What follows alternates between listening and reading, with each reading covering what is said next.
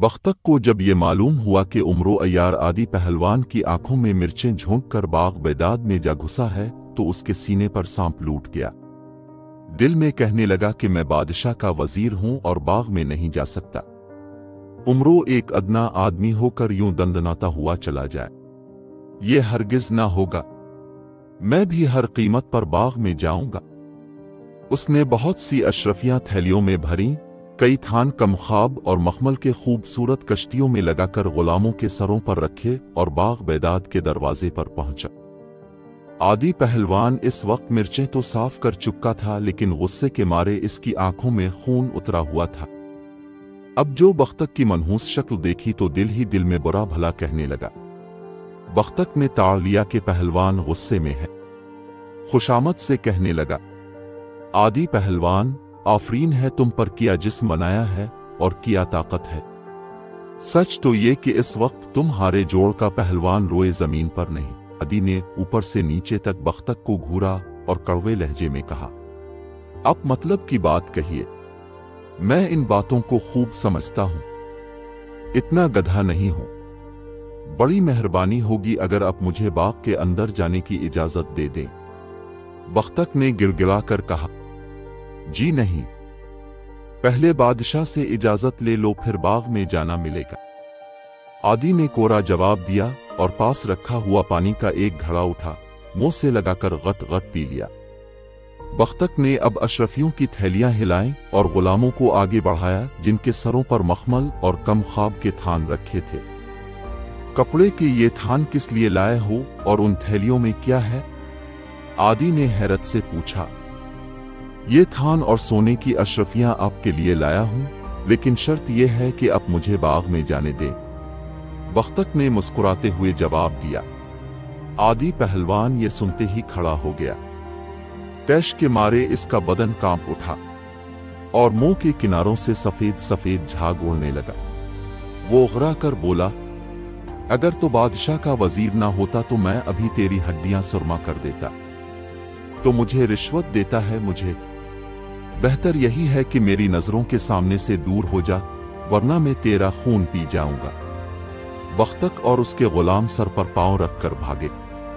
अपने घर जाकर दम लिया। जब हवास बजा हुए तो बख्तक सोचने लगा कि अब क्या तदबीर की जाए। दरवाजे से जाना तो मुमकिन नहीं, सिर्फ यही सूरत है कि रात के घुप अंधेरे में कमंद के सहारे दीवार पर चढ़ूं और बाग के अंदर कूद जाऊं। आधी रात को बख्तक अपने घर से निकला, चोरों की तरह छुपता छुपाता और पहरेदारों की निगाह से बचता बचाता बाग की जानिब चला। दीवार खासी ऊंची थी और नीचे कूदने में हड्डियां चटकने का खतरा था। इसलिए बख्तक ने एक करके अपने तमाम कपड़े उतार दिए, फिर उन कपड़ों की गठरी बनाई और नीचे घास पर फेंक दी। उसका इरादा था कि कपड़ों की गठरी पे गिरूंगा तो चोट नहीं लगेगी। इधर बख्तक अपनी इस कार्रवाई में लगा हुआ था और उधर उमरो अय्यार को नींद नहीं आ रही थी। बिस्तर पर करवटें लेते लेते थक गया। आखिर झंझलाकर उठा और दिल में कहने लगा कि बाग में टहलना चाहिए। ठंडी ठंडी हुआ बदन को लगेगी तो खुश्की दूर हो जाएगी। ये सोचकर कमरे से बाहर निकला और बाग में आया। दीवार के साथ साथ टहलता हुआ जा रहा था कि एकदम अंधेरे में से कोई चीज आई और उसके कदमों में गिरी। वो डर के मारे सुन हो गया, मगर फिर गौर से देखा तो कपड़ों की गठरी थी। फौरन पहचान गया कि ये कपड़े बख्तक वजीर के सिवा किसी और के नहीं हो सकते। उसका मतलब यह है कि वो बाग में चोरी छुपे घुसने की कोशिश कर रहा है। उमरो ने झट कपड़ों की गठरी बगल में दबाई और एक दरख्त के पीछे छप गया। चंद मिनट बाद देन से कोई आदमी घास पर गिरा और उसके हल्क से एक चीख निकली। ये बख्तक था। कोशिश के बावजूद वो अपनी चीख न रोक सका। इसके घुटने और कोहनियां छल गई थीं। किस्मत को कोसता हुआ उठा और गठरी तलाश करने लगा।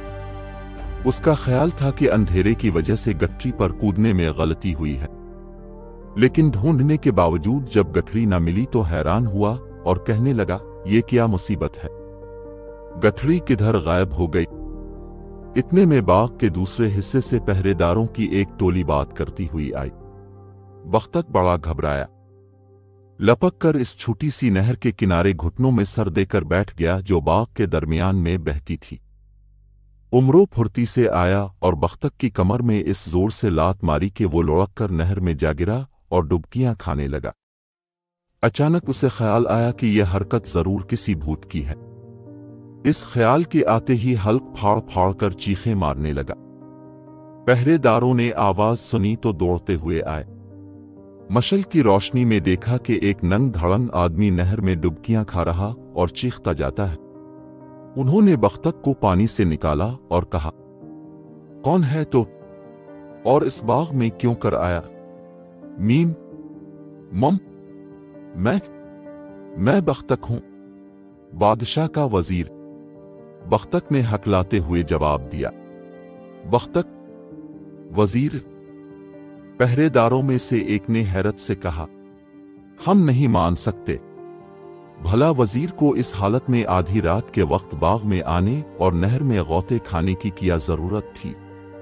उसका मतलब है मैं झूठ बोल रहा हूं। तुम लोग मुझे नहीं पहचानते? बख्तक ने नाराज होकर कहा। पहरेदार एक दूसरे की तरफ देखने लगे कि क्या करें। इतने में उमरो ने दरख्त के पीछे से आवाज दी, पहरेदारों, ये शख्स चूर है, बुरी नियत से बाग में घुसा है, इसे पकड़कर दरख्त से बांध दो और सुबह बादशाह को इत्तला दे देना। पहरेदारों ने आनन फानन बख्तक को पकड़ा और दरख्त के तने से बांध दिया। बख्तक ने उमरो की आवाज पहचान ली थी। गुड़गड़ाकर कहने लगा, भैया उमरो, मेरी जान बचाओ, जिंदगी भर तुम्हारा एहसान ना भूलूंगा। अब उमरो दरख्त के पीछे से निकलकर सामने आए। बख्तक को इस हालत में देखा तो खूब हंसा। कहने लगा, अफसोस कि मैं आपके लिए कुछ नहीं कर सकता। पहरेदारों ने आपको पकड़ा है, वही आपको छोड़ने का हक रखते हैं। ये ठीक है कि आप बख्तक वजीर ही हैं, मगर जनाब, ये वजीर छोड़ वजीर आजम ही क्यों ना हो, हम उन्हें हर गज न छोड़ेंगे और सुबह बादशाह के सामने पेश करेंगे। पहरेदारों ने कहा, अच्छा बख्तक साहिब, बंद तो इजाजत चाहता है, नींद आ रही है। उमरो ने हंस कर कहा और चलने के लिए कदम बढ़ाया। बख्तक ने रोते हुए कहा, अच्छा, इतनी मेहरबानी करो कि मेरे कपड़े ही वापस कर दो। कपड़े? कौन से कपड़े? एमरो ने अनजान बनकर कहा। अब तो बख्तक का पारा चढ़ गया। उमरो को बुरा भला कहने लगा। उमरो ने पहरेदारों से कहा, अफसोस, बेचारे का दिमाग खराब हो गया है, कल बादशाह से कहकर उसे पागल खाने भिजवाना पड़ेगा, उसे इसी तरह बंधा रहने दो। ये कहकर पहरेदारों को अपने साथ ले गया। सुबह मो अंधेरे ही उमरो उठा और अमीर हमजा मुकबिल और बुजरुज महर को जाकर उठाया। इतने में नौशेरवां और दोनों शहजादे भी बेदार हो गए। एमरो कहने लगा, हुजूर, कैसी उम्दा हुआ चल रही है, बाग की सैर कीजिए, लुत्फ आ जाएगा। नौशेरवां खुश हुआ और सब लोग बाग की सैर को चल पड़े। उमरो बड़ी मजेदार बातें करता करता बादशाह और शहजादों को इसी जगह ले आया जहां पिछली रात बख्तक वजीर को दरख्त से बांधा गया था।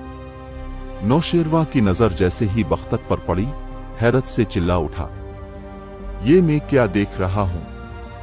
बख्तक तो इस हालत में यहां कैसे? बख्तक ने शर्म से गर्दन झुका ली और जवाब ना दिया। उमरो अयार ने कहा, हुजूर, बढ़िए बाग के पहरेदारों को बुलवा कर उनसे पूछिए, शायद वो कुछ बता सकें।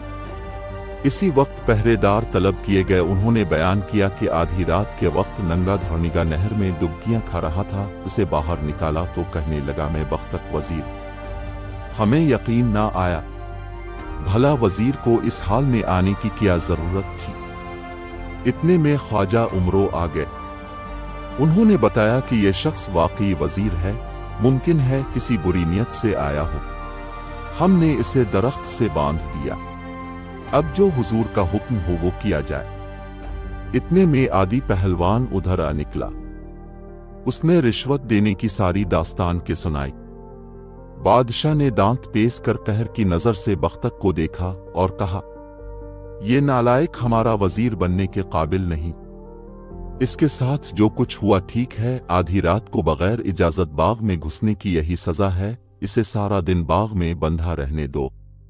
बख्तक ने रहम तलब निगाहों से वो बुज़रुज महर की जानिब देखा। बुज़रुज महर देख ही चुका था कि बादशाह तैश में है, इसे सिफारिश करने की जुर्रत ना हुई। उसने अमीर हमजा के कान में कहा कि बख्तक बेचारे को रिहाई दिलवाओ। अमीर हमजा ने बादशाह से कह सुनकर बख्तक का कसूर मुआफ कराया। उमरों ने कपड़ों की गठरी लाकर दी और वो बदनसीब वहां से दम दबाकर भागा। जब बहराम का जख्म भर गया और बुज़रुज महर ने कह दिया कि बहराम तंदुरुस्त हो गया है, तो बादशाह ने इस खुशी में जश्न का हुक्म दिया।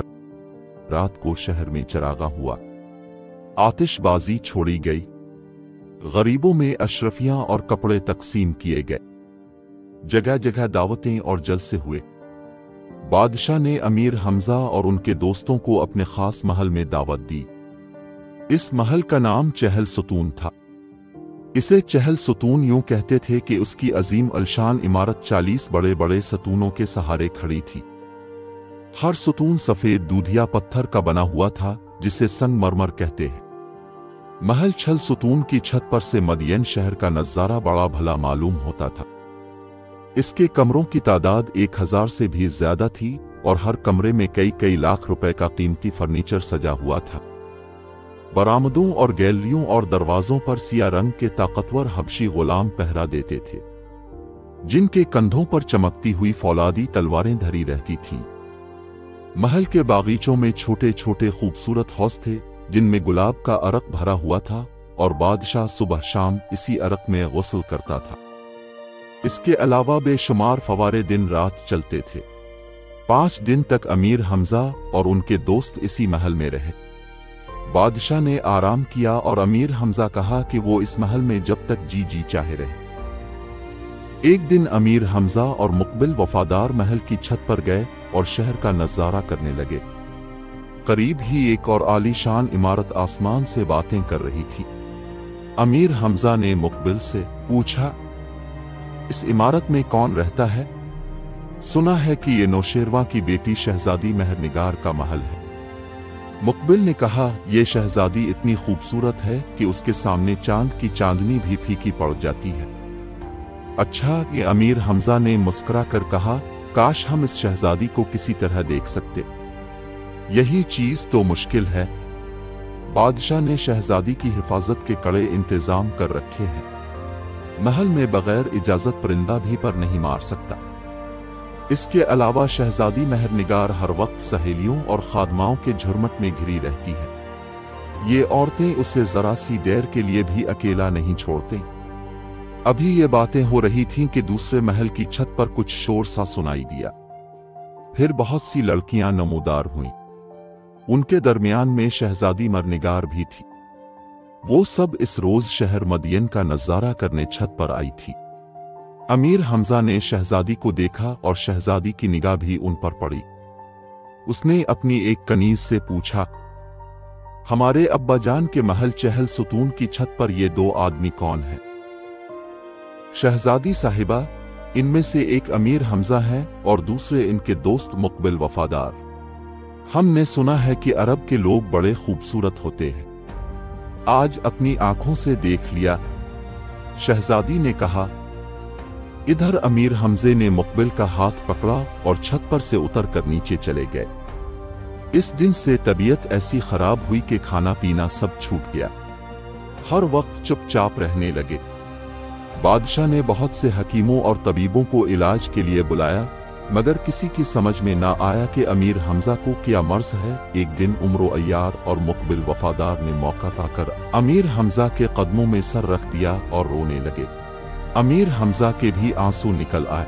अपने दोस्तों को उठाकर सीने से लगाया और कहा, मुझे मेरे हाल पर छोड़ दो। ऐसा मालूम होता है कि मैं ज्यादा दिन ना जीऊंगा। मेरी मौत का वक्त करीब आ गया है।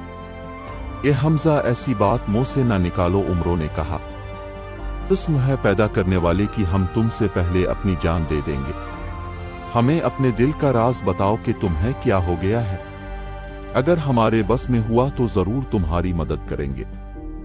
ये सुन के अमीर हमजा थोड़ी देर चुप रहे, फिर आहिस्ता से बोले, हम चाहते हैं कि शहजादी मेहरनिगार से हमारी शादी हो। उमरो रोते रोते एकदम कहकह मार कर हंसा और कहने लगा, वाह भाई हमजे, तुमने कमाल कर दिया। इतनी सी बात थी जिस पर तुमने अपनी ये हालत बना ली। अगर तुम पहले ही दिन मुझे बता देते तो अब तक शहजादी मेहरनिगार से तुम्हारी शादी हो भी चुकी होती। अब अमीर हमजा और मुकबिल ने हैरत से उमरों को देखा और पूछने लगे, आखिर तुम्हारी पास कौन सा जादू है जिसके बिल बोते पर तुम ये शादी करा देते? जादू वादो तो अपने पास नहीं है, हाँ एक तदबीर ऐसी है कि अगर उस पर अमल किया जाए तो शायद बादशाह राजी हो जाए। जल्द बताओ वो क्या तदबीर है? का मुफ्त में बता दूं? उमरों ने कहा, ऐसी कच्ची गोलियां नहीं खेला यार, तुम आदमी सख्त नामाकूल हो। अमीर हमजा ने झुलाकर कहा, अच्छा जाओ 1000 अशरफियां तुम्हें दी, अब बताओ। उमरों ने जब 1000 अशरफियों की थैली कब्जे में कर ली तो कहा, बात यह है कि नौशेरवा को तुम जैसा खूबसूरत और बहादुर नौजवान मुश्किल ही से मिलेगा। तुम फौरन बुजुर्ग महर से कहो कि वो बादशाह से शहजादी मेहरनिगार का रिश्ता तुम्हारे लिए मांगे। मुझे यकीन है कि नौशेरवा इनकार नहीं करेगा। खुदा तुझे गारत करे। यही तदबीर थी जिसके लिए तूने हमसे 1000 अशरफियां ऐंठ ले। अमीर हमजा ने नाराज होकर कहा और मुंह फेर लिया, लेकिन मुकबिल वफादार के दिल को उमरों की बात भा गई। अमीर हमजा को दिलासा दिया, खुद बुजुर्ग महर के पास पहुंचा और इसे सारा हाल कह सुनाया। बुजुर्ग महर सुनकर परेशान हुआ, कहने लगा, बेटा मुकबिल, तुम और तुम्हारा दोस्त हमजा मुझे अपने बेटों से भी ज्यादा अजीज है, लेकिन यह मामला ऐसा नाजुक है कि अगर बादशाह नाराज हो गया तो ना मेरी खैर है ना तुम्हारी। अच्छा, खुदा का नाम लेकर बादशाह की खिदमत में जाता हूं और मौका पाकर इससे कहूंगा, मगर मुझे उम्मीद नहीं कि वो बात मान ले। बुजुर्ग महर जब नौशेरवा के पास गया तो देखा वो सख्त परेशानी के आलम में टहल रहा है। ये देखकर बुजुर्ग महर का माथा ठनका। दिल में कहा कि शायद बादशाह तक पहले ही यह खबर पहुंच चुकी है। बेहतर यही है कि मैं अपनी जबान से इसका जिक्र न करूं।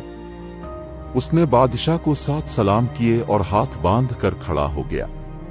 नौशेरवा ने इसको देखा तो कहने लगा, हम आपको अभी तलब करने वाले थे, अच्छा हुआ कि आप खुद ही आ गए। जहां पना का इकबाल बुलंद हो। मैं देखता हूं कि हुजूर कुछ परेशान हैं।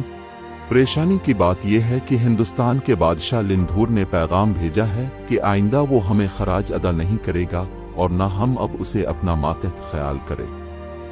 नौशेरवा ने कहा, हमने सुना है कि ये लिंधूर बड़ा ताकतवर और बहादुर जवान है। 7 मन का फौलादी गुर्स लट्टू की तरह घुमाता है और हिंदुस्तान के दूसरे बादशाह और राजा इससे थर थर कांपते हैं। जहां पना का इरशाद बिल्कुल सही है। बुजुर्ग महर ने कहा, लिंधूर की ताकत और बहादुरी का यही हाल है और मुझे तो इस बात का खतरा है कि अगर उसकी ताकत को कुचला ना गया तो एक दिन वो मदियन पर हमला कर देगा। हाँ ख्वाजा, तुम ठीक कहते हो, मगर सवाल तो यह है कि लिंधूर को किस तरह काबू में किया जाए। हमारे पास इसके मुकाबले का कोई आदमी भी नहीं। हुजूर, आदमी तो हमारे पास मौजूद है, लेकिन बुजुर्ग महर कहते कहते रुक गया।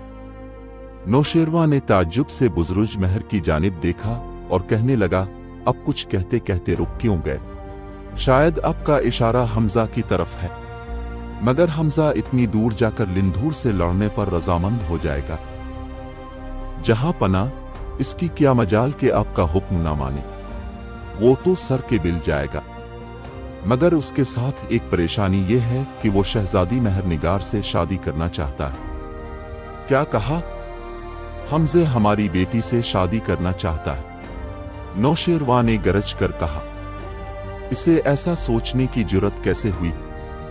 वो भूल गया कि हम 7 सल्तनतों के बादशाह कहलाते हैं और वो सिर्फ मक्का के रईस का लड़का है। हमारी मोहब्बत और शफकत का इसने नाजायज फायदा उठाया है। हम अभी उसे मुल्क बदर करने का हुक्म देंगे। नौशेरवा के मुंह से गुस्से के मारे झाग उड़ने लगे। बुजुर्ग महर इसी तरह हाथ बांधे खड़ा रहा। थोड़ी देर बाद बादशाह का गुस्सा कुछ उतरा तो बुजुर्ग महर ने कहा, हुजूर, जरा ठंडे दिल से इस मामले पर गौर फरमाएं।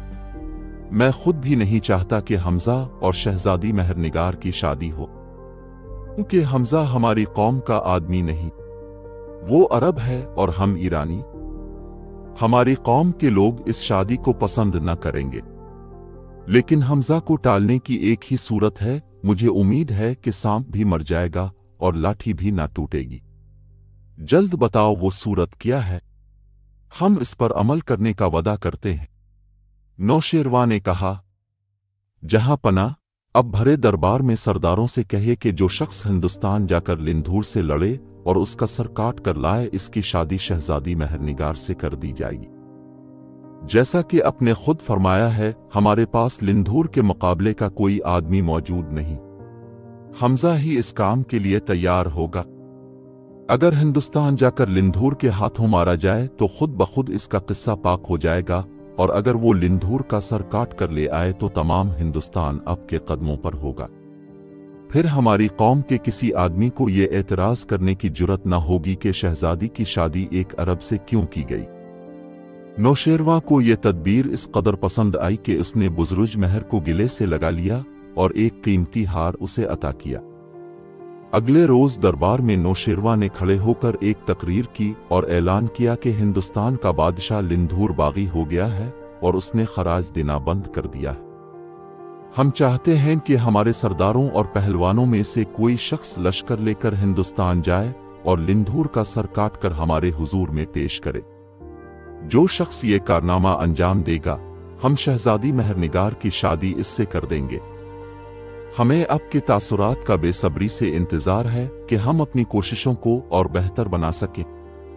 मजीद जानने के लिए देखिए 7वां बाब खौफनाक जजीरा। लाइक करें, सब्सक्राइब करें और घंटी का आइकन दबाना ना भूलें ताकि हमारा ये ताल्लुक जड़ा रहे।